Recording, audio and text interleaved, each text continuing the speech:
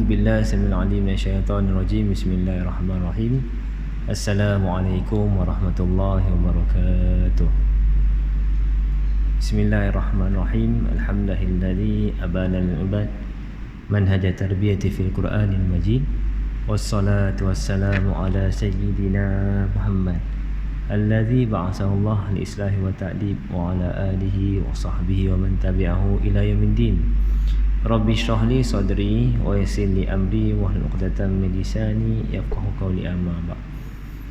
Ya alhamdulillah, jutaan kesyukuran kita panjatkan kepada Allah Subhanahu wa taala kerana dengan izinnya kita dapat bersama-sama berkumpul pada malam yang mulia ini. Jadi insya-Allah hari ini kita tangguh sekejap pengajian fiqh kita sebab saya tak sempat nak study. Tadi takut juga tuan-tuan, walaupun kita pernah baca, kita pernah belajar, dia tak boleh datang bawa kitab terus baca. Jadi saya ambil kitab yang saya biasa. Kita ambil, kita baca beberapa buah hadis, tak apa tajuk. Kita akan sambung pada sesi yang seterusnya. Okey. Jadi hari ini saya nak ambil beberapa buah hadis dalam kitab 40 hadis tentang tasawuf, karangan Imam Abu Abdurrahman bin Muhammad bin Sulami. Bismillahirrahmanirrahim. Qala al-musannifu rahimallahu ta'ala wa nafa'ana bi ulumihi fi darain amin. Bab fi lubsil badilati minasiyami. Bab memakai baju-baju yang lusuh. Wabihi ilahi qal akhbarana Muhammad ibn Ahmad ibn Hamdan wa Abu Bakrin Muhammad ibn Abdullah ibn Quraisy wa jamaah qalu akhbarana Al-Hasan ibn Sufyan hadatsana ibnu Abi Al-Hawari hadatsana Abu Al-Fakir Abdul Aziz ibn Amir min ahli Khurasan nazil Dimashq hadatsana Zaid ibn Abi Zarqa hadatsana Ja'far ibn Barqan an Maimuna ibn Mihran an Yazid ibn al-Asam an Umar radhiyallahu anhu qala nadhara an-nabiy sallallahu alaihi wasallam ila Mus'ab ibn Umair muqbilan alayhi ihabu kabshin qad tanattaqa bih faqala an-nabiy sallallahu alaihi wasallam unzuru ila hadha alladhi nadhara Allahu qalbah ورأيت بين أبويه يغذوانه بأطيب الطعام والشراب ولقد رأيت عليه خلة اشتراها أو شريت ب200 درهم فدعاه حب الله وحب رسوله إلى ما ترون. Bab memakai baju yang lusuh. Daripada Sayyidina Umar radhiyallahu anhu berkata, Rasulullah sallallahu alaihi wasallam melihat Mus'ab bin Umair berhadapan dengannya. Dia memakai selai pakaian daripada kulit kambing yang berjahit di tengah-tengahnya. Lantas Nabi Muhammad sallallahu alaihi wasallam bersabda, kamu lihat kulit kambing yang berjahit di tengah-tengahnya. Jadi kulit kambing ni tuan-tuan antara pakaian yang murah. Antara pakaian yang paling murah di negara Arab adalah pakaian yang diambil, yang diperbuat daripada kulit kambing. Sebab kambing banyak, jadi kulit kambing tu murah. Jadi Nabi melihat Mus'ab bin Umair, seorang pemuda yang berasal daripada Mekah, lalu berhijrah dengan Nabi Muhammad sallallahu alaihi wasallam ke Madinah, meninggalkan keluarganya yang masih berada dalam keadaan musyrik, berhijrah bersama Nabi Muhammad SAW ke Mekah. Jadi Nabi melihat Mus'ab bin Umair ni pakai pakaian yang sangat teruk. Dah lah pakai kulit kambing, lepas tu sambung-sambung tuan-tuan. Tuan-tuan bayang kalau baju kita jahit di tengah. Baju dia bukan ada butang kat tengah, dah koyak, kemudian jahit tengah-tengah. Kita kalau pakai pun berjahit kat tepi, betul tak? Kat dalam. Masuk tempat yang tersembunyi. Kalau kat tengah kita tak jahit lah, kita akan buat kain lap, betul tak? Baju koyak tengah tak jahit. Jadi Mus'ab bin Umair memakai pakaian seperti ini. Jadi Nabi bersama beberapa orang sahabat, nampak Nabi kata, kamu lihat tak lelaki tu yang pakai baju macam tu?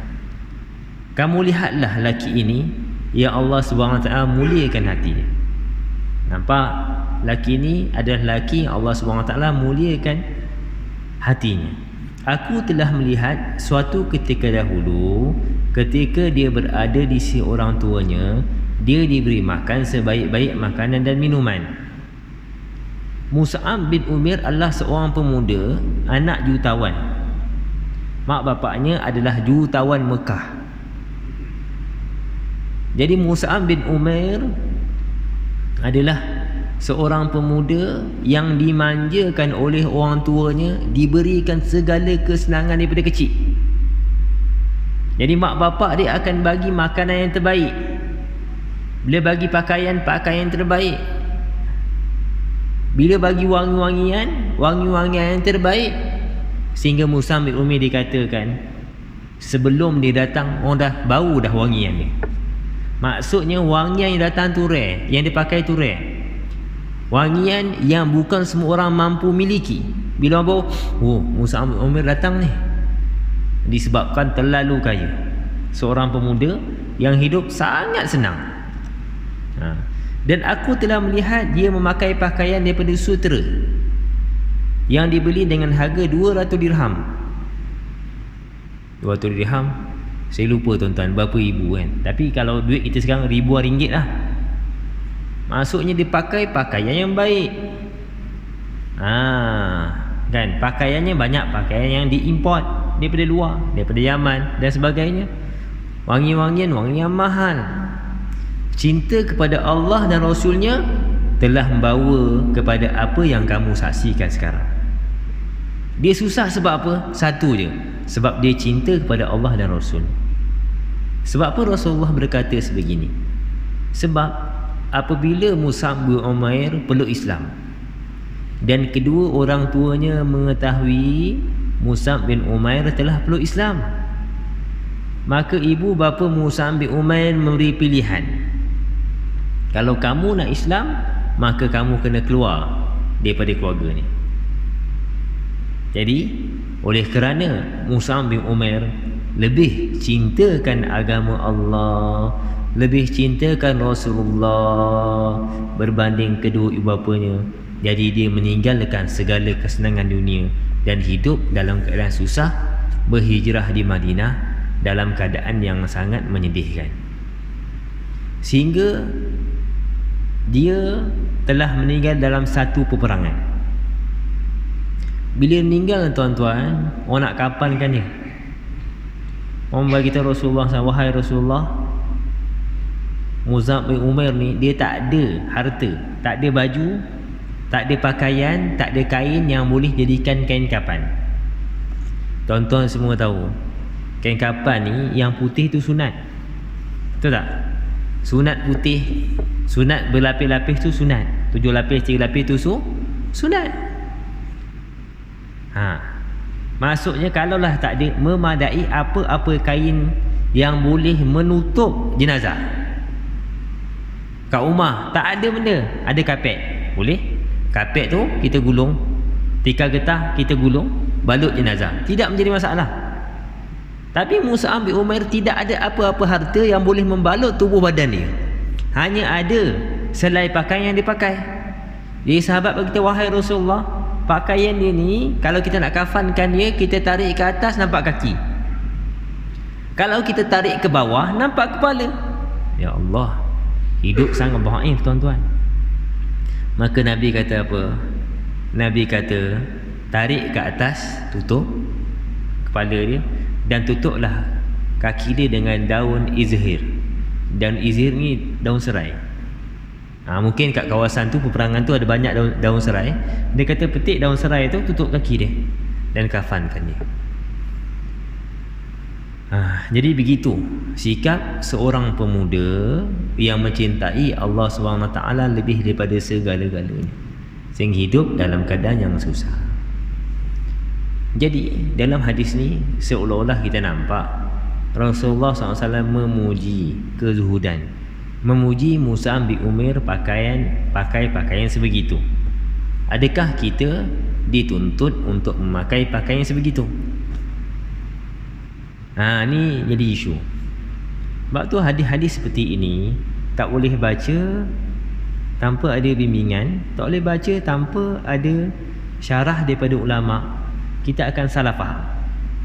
Ada orang rasa dia pakai pakaian buruk tu adalah lebih afdal untuk dia.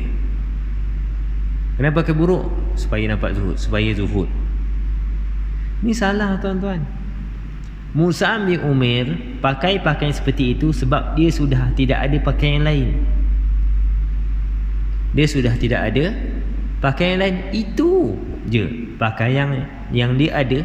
Dan dia walaupun dalam keadaan susah, tidak suka meminta-minta. Sebab sikap tidak suka minta-minta ni adalah sikap yang dipuji oleh Allah Subhanahu Wa Taala. Jadi dia pakai begitu sebab keadaan dia begitu. Dia berpada dengan apa yang ada. Tu. Jadi pengajaran yang pertama kita boleh ambil daripada hadis ni adalah kita kena jadi manusia berpada dengan apa yang ada. Ada beberapa ketika yang kita disunatkan pakai pakaian cantik. Betul tak? Pakai pakaian baru.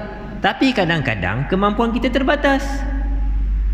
Daripada meminta-minta daripada orang lain, baik kita tidak memakai pakaian baru. Tu kadang orang silap. Dulu arwah mak saya pernah suruh mesej dia, keluargalah. Kan, mesej minta tolong, boleh tak bantu sikit. Mak saya tanya, kenapa, bantu apa? Nak raya ni, anak saya tak ada kasut raya lagi. Anak saya tak ada apa tuan-tuan? Tak ada kasut raya lagi. Mak saya tunjuk. Nak meleleh mata saya tuan-tuan. Sebab apa? Sebab adik-adik saya raya tak pernah pakai kasut raya. Tiba-tiba ada orang yang susah sangat sebab masa raya anak dia tak boleh beli kasut raya. Sedih, telefon, minta bantuan kasut raya. Tuan-tuan rasa macam mana? Maksudnya kalau kita tak mampu, kita berpada dengan apa yang ada. Tak apalah pakai slipper, apa salahnya? Kenapa mesti ada? Mesti. Kenapa mesti?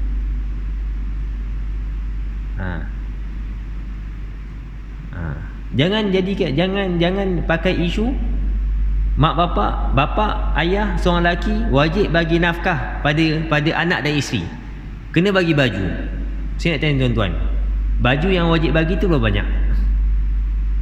2 helai je tuan-tuan. 2 pasang. Maksudnya lebih daripada pasang tu bukan wajib, sunat. Jadi perkara sunat tak perlu kita terlampau menekan diri kita. Mampu, tak mampu, sudah.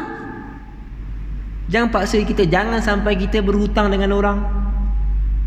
Jangan sampai kita meminta-minta pada orang. Jangan sampai kita menghinakan diri kita di hadapan orang lain. Kalau orang nak tolong kita, asal-asalan, terpulang. Nak bagi tak apa.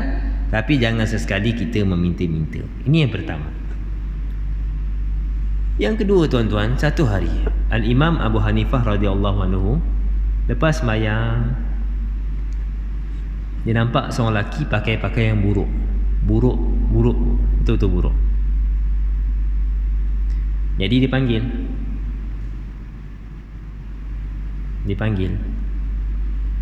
Lelaki tu pukul depan jumpa Al-Imam Abu Hanifah. Imam Abu Hanifah buka sejadah tuan-tuan.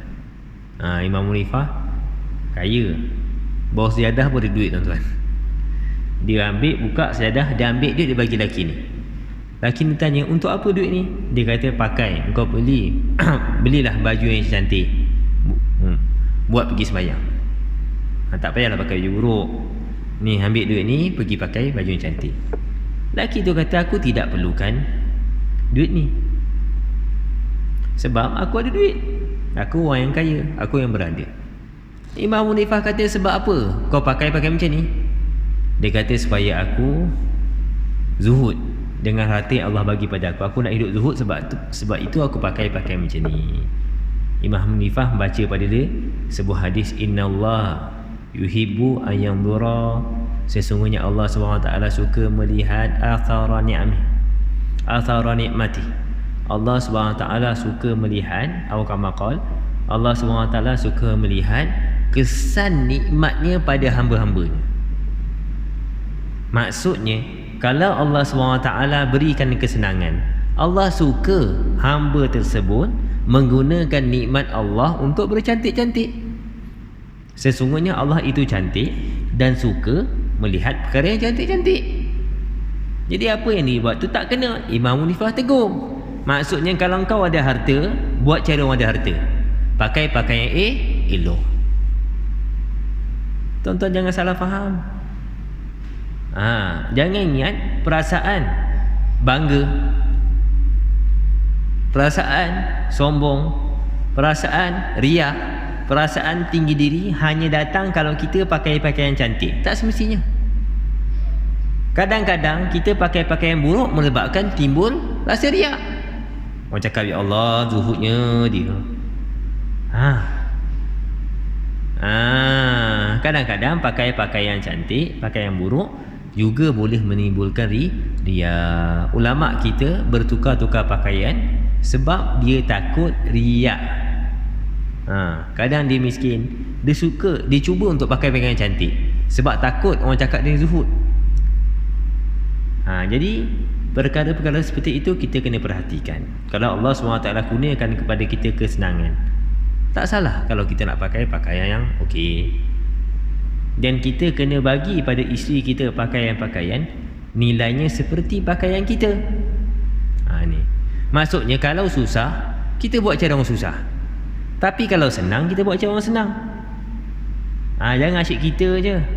Baju baru, seluar baru, sport rim baru, kereta baru. Isteri, tak apalah. Awak tahu tak, nafkah yang wajib tu hanya 2 helai baju je. Saya bagi awak 4 helai, lebih daripada banyak. Ni tak kena juga tuan-tuan. Sebab tu kita kena bagi isteri kita makan apa yang kita makan.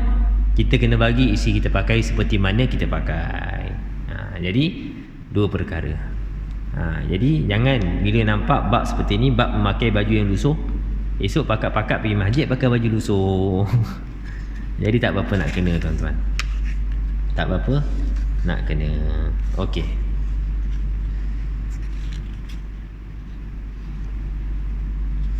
Bab fi man abadallah. Bab, minta maaf. Ad-dalilu ala anna al-yad al-ulya hiya al-muta'affifa anis su'al. Bab dalil tangan yang mulia itu adalah tangan yang menahan diri daripada meminta-minta. Wa bihi ilahi qala akhbarana Muhammad ibn Muhammad ibn Ahmad ibn Ishaq al-Hafiz, hadatsana Salih ibn Muhammad ibn Yunus, hadatsana al-Husain ibn Abd al-Rahman al-Khurasani, hadatsana Muhammad ibn Yusuf, hadatsana Musa ibn Tariq an Musa bin Uqbah an Abdullah bin Dinar an Ibn Umar radhiyallahu anhuma qala Rasulullah sallallahu alaihi wasallam al-yadul ulya al-muta'affifah wal yadul sufla as-sa'ilah. Bab dalil tangan yang tinggi mulia adalah tangan yang menahan diri daripada meminta-minta. Daripada Ibn Umar radhiyallahu anhu berkata, Rasulullah sallallahu alaihi wasallam bersabda, tangan yang di atas mulia adalah menahan diri dia meminta-minta. Tangan yang di bawah adalah tangan yang meminta-minta. Di dalam hadis ni, seolah-olah Rasulullah SAW berikan isyarat kepada kita supaya berusaha untuk tidak meminta-minta, seperti yang dilakukan oleh Sayyidina Mus'ab bin Umair dalam hadis yang kita bacakan tadi. Walaupun hidup dalam keadaan susah, jangan meminta-minta. Jangan usaha. Selagi mana tidak terdesak, jangan minta. Melainkan macam kita kata sebelum ni, melainkan minta kepada kerajaan sesuatu yang kita boleh minta. Tak apa. Sebab minta kepada kerajaan tidak dianggap menghinakan diri. Jangan menghinakan diri kita meminta-minta, kerana asal hukum minta sedekah ni, asal hukumnya adalah haram. Sebab apa? Sebab menghinakan diri. Menghinakan diri hukumnya haram. Melainkan kalau kita dalam keadaan terdesak, anak aksiden, kena masuk besi, memanglah hospital kerajaan tuan-tuan, tapi besi semua kena beli sendiri. Betul tak? Jadi tak ada duit, kena bayar RM5,000. Kita tak ada dalam waktu yang terdekat, jadi kita minta sumbangan. Itu tak apa dalam keadaan terdesak. Tapi kalau dalam bank kita ada RM20,000, kita ada duit tak tuan-tuan? Ada. Tapi kita minta juga kat orang. Kalau orang nak minta pada kita tak apa. Imam tahu ada jemaah ditimpa musibah, buat kutipan, tak apa. Tapi ni kita minta sendiri, tulis kat Facebook, saya mohon bantuan, anak saya aksiden, perlukan RM5,000 untuk beli besi. Sedangkan dalam bank kita ada RM20,000. Kenapa kita mesti menghinakan diri kita? Kenapa kita mesti minta dalam keadaan kita bukanlah orang yang layak minta? Allah dah bagi kesenangan pada diri kita. Kenapa mesti minta? Jadi kalau minta saja-saja, dalam keadaan kita hakikatnya tidak perlukan pun, tidak terdesak, maka hukumnya haram. Hukumnya adalah haram. Jadi kita cuba sedaya upaya untuk memberi. Sifat orang susah tidak minta-minta ni dipuji oleh Allah dalam Quran, dan Allah Subhanahu Wa Taala minta supaya kita ni bantu orang seperti ini. Dan Quran Allah kata apa? Ya Allah, Allahumma salli ala sayyidina Muhammad. Saya lupa ayatnya apa, tapi mafhumnya orang-orang yang kaya, orang-orang lain memandang dia orang yang kaya disebabkan dia ni ta'affuf, dia ni menahan diri pada minta-minta. Orang tak nampak dia susah, ini okey. Kalau keluar minum dia yang bayar, padahal dia paling susah. Betul, dia ni banyak duit, ni kaya, dia ni tak susah. Sedangkan dia adalah orang yang layak menerima bantuan, tapi dia tidak meminta-minta. Sifat ini dipuji. Bukan setakat itu, mereka ada sifat isar, melebihkan orang lain berbanding diri mereka, walaupun mereka ni lebih memerlukan. Ada orang susah tapi lagi senang daripada dia lagi susah. Orang tu perlu bantuan, bagi. Ada tuan-tuan sekali di Indra Sempurna, jadi masjid buat kutipan. Indra Sempurna kan dia ada kedai runcit dia, jadi dia ada 9 lembu. Jadi setiap kali selembih tu ada sumbangan untuk orang susah, lembu lagi lembu. Saya lupa sekilo berapa Allah, katalah sekilo RM30, katalah sekilo RM30. Tiba-tiba ada orang ambil in RM5. Ada orang bayar RM5. Jadi pengurusi masjid tanya, dia tanya, Kak, harga satu ni bahagian ni RM30. Ni RM5 tak cukup. Dia kata, Ustaz, itu je yang saya ada.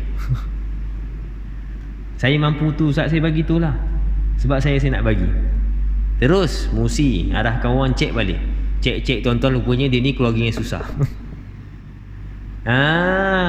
Keluarga yang susah. Sepatutnya dia layak bagi bantuan. Kita patutnya bagi bantuan pada dia. Ni tak, dia usaha bagi bantuan walaupun sikit. Jadi ni tuan-tuan, walaupun susah, kita keluarkan duit.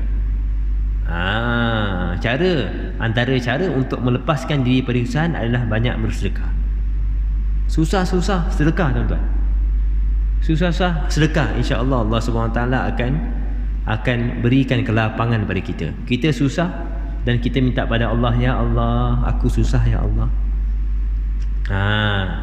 Aku bertawasul dengan amalan sedekah aku ini, moga-moga rezeki aku akan banyak. Insya-Allah Allah Subhanahu Wa Taala akan bagi banyak. Jadi ni tuan-tuan, kita usaha insya-Allah. Kita usaha untuk lebih banyak memberi daripada meminta-minta, kerana kita faham hadis tadi, hukum minta-minta adalah haram. Okey, sempat 2 hadis lagi. Bab fi ikhtiyaril faqri 'ala al-ghina. Bab memilih fakir berbanding kaya. Akhbarana Sulaiman bin Muhammad bin Najiyah al-Madini, hadatsana Abu Amrin Ahmad bin Mubarak al-Mustamli, hadatsana Abu Khalid al-Farra, hadatsana Abdullah bin al-Mubarak an Yahya bin Ayyub an Ubaidillah bin Zahr an Ali bin Yazid an al-Qasim an Abi Umamah radhiyallahu anhu qala Rasulullah sallallahu alaihi wasallam arada alayya rabbi liyaj'alani batakha makkah zahaman fakultu la ya rab walakin ashba'u yawman wa aju'u yawman fa idza ju'tu tadarra'tu ilaik wa idza syabi'tu hamadtuka wa dzakartuk. Arada alayya rabbi, Tuhanku menawarkan kepada aku untuk dijadikan lembah di Mekah sebagai emas. Tuan-tuan, lembah ni apa? Lembah ni antara pentakrifan lembah, takrif dia banyak. Antara pentakrifan lembah adalah bahagian tengah-tengah antara dua gunung. Ni satu gunung, tengah-tengah tu kita panggil lembah. Allah tawarkan kepada Nabi, Allah nak tukarkan lembah tu yang kosong jadikan emas dan bagi kepada Nabi Muhammad sallallahu alaihi wasallam. Sebab Allah kurniakan kepada rasul-rasul yang lain banyak nikmat, betul tak? Ada nabi yang kaya dan menjadi seorang raja seperti Nabi Sulaiman. Ada nabi yang miskin, ada nabi yang jadi raja sahaja, ada nabi yang kaya sahaja. Jadi Allah tawarkan kepada Nabi, nak tak aku tukarkan pada emas? Nabi kata apa? Tidak wahai Allah. Nabi menolak. Jadi Nabi ni bukan susah, Nabi memilih untuk hidup susah. Akan tetapi, sebab apa Nabi tak nak? Akan tetapi aku mahu kenyang sehari dan lapar sehari. Nabi tak kata aku tak nak senang sangat dan tak nak susah sangat. Biarlah lapar sehari, kenyang sehari, lapar sehari, kenyang sehari. Sebab apa? Seandainya aku lapar, aku akan memohon kepadamu. Nabi nak jadi susah, selang-seli, lapar, supaya kalau lapar ingat nak mohon pada Allah. Betul tak? Kita kalau susah, kita ingat tak pada Allah? Ingat. Mudah tak kita ingat pada Allah waktu kita susah? Mudah. Waktu senang, kita biasa lupakan Tuhan. Ni Nabi bagi syarat pada kita. Jadi waktu susah, kalau Allah bagi kita susah, maksudnya Allah nak dengar suara kita minta pada Allah. Saya satu hari anak saya sakit, tuan-tuan, di Pekan. Hari pertama sekolah, berapa hari yang lepas, hantar anak, cikgu call, cikgu kata sakit pinggang. Saya kata biasanya kalau budak-budak ni sakit pinggang berdoa je. Cuba sapu minyak sikit cikgu. Sakit lagi. Saya pun pergi, tuan-tuan. Bila saya pergi, dia menangis tak berhenti angkat. Sakit kat mana? Dia tunjuk kat perut, kat atas pundi kencing. Saya pegang keras, besar dan keras sangat, keras habis perut dia keras. Saya pun risau, tuan-tuan, tanya macam mana ni ustaz. Kebetulan ada dua orang ustaz dengan saya. Jadi ustaz seorang tu dia kata kita pergilah seorang ni, kata pandai bubat kat Pekan. Saya pun risau, otak kita apa? Nak cari bubat kat mana tu. Betul tak? Jadi ustaz seorang lagi tu dia letak tangan dekat perut anak, baca beberapa ayat. Anak saya tolak. Letak tengah jalan, tuan-tuan, tiba anak saya nak berhenti. Dia kata nak kencing, tak tahan nak kencing. Kencing banyak habis. Berapa lepas hari tu ustaz tu panggil saya. Dia kata sebenarnya apa yang Allah SWT jadikan hari itu, kejadian hari itu, Allah SWT tegur kita. Sebab apa Allah tegur kita? Sepatutnya bila kita susah, kita minta pada Allah lah. Betul tak? Memang kita hantar anak kita pergi hospital, betul. Tapi sepatutnya kita minta pada siapa tu? Kita minta pada Allah, dia kata. Minta pada Allah untuk sembuhkan. Awak tak tanda tangan, tak minta pada Allah. Sepatutnya waktu susah tu minta pada Allah, sembuhkanlah anakku. Kemudian baru ikhtiar. Allah nak tegur. Dia kata bukan Allah sembuhkan sebab saya baca dah. Dia kata bukan sebab tu, sebab kita minta pada Tuhan, Allah bagilah. Kadang-kadang kita lupa. Jadi Nabi nak minta, kita cuba minta pada Allah SWT segala perkara, sama ada kita senang ataupun susah. Kalau waktu susah minta, waktu senang apatahlah lagi. Minta pada ya Allah, bagi akulah ya Allah. Ya Allah, bagi aku rezeki ya Allah. Ya Allah, jadikanlah nasi ini rezeki aku ya Allah. Ya Allah, ya Allah, ya Allah, ya Allah. Minta pada Allah. Walaupun rezeki itu dah ada di depan mata kita, selagi mana makanan belum kita makan, selagi mana duit belum kita gunakan, benda-benda tersebut belum tentu menjadi rezeki kita lagi. Kadang beli makanan letak, tiba-tiba ada orang terlanggar, jatuh. Jadi selagi mana perkara itu belum jadi rezeki kita, selagi itulah kita minta pada Allah. Minta, ya Allah, aku nak Kau ya Allah. Ya Allah, aku nak nikmat Kau ya Allah. Kurniakanlah kepada aku nikmat Kau ya Allah. Saya bila ustaz tu cakap, tuan-tuan, tersentak saya. Kan? Kita ngaji dalam keadaan macam ni, rupanya kita tak perasan apa kesilapan kita buat. Jadi betul lah Allah hantar orang untuk tegur kita. Wa idza syabi'tu hamadtuka wa dzakartuka.